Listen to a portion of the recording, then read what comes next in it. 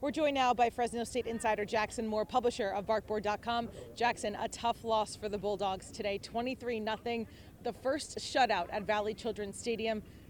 What went wrong in this one?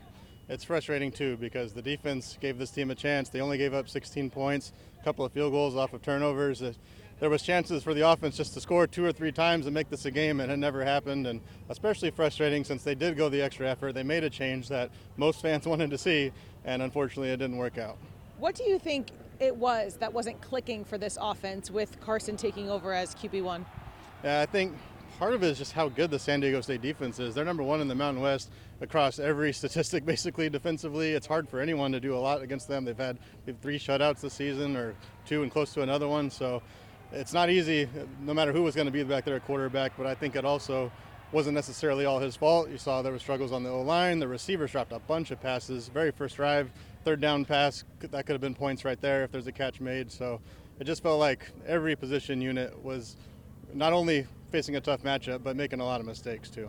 Seems like a decline is happening because you suffer the loss at Colorado State, tough loss there. You go into a bye week, have 2 weeks to prepare for San Diego State, and then a shutout today. What does this team need to do to turn things around against Boise State next week? You got a tough one ahead. Yeah, the key words there are Boise State, because if it was any other game on the schedule, it feels like they could maybe figure out a way, rally, face a defense that's not as good. But Boise State, they're not the same team they've been in past years, but I still think they have the most talent in the conference by a good margin, and it's going to be tough for this team, the way it's playing, to just walk on the blue turf and get a win.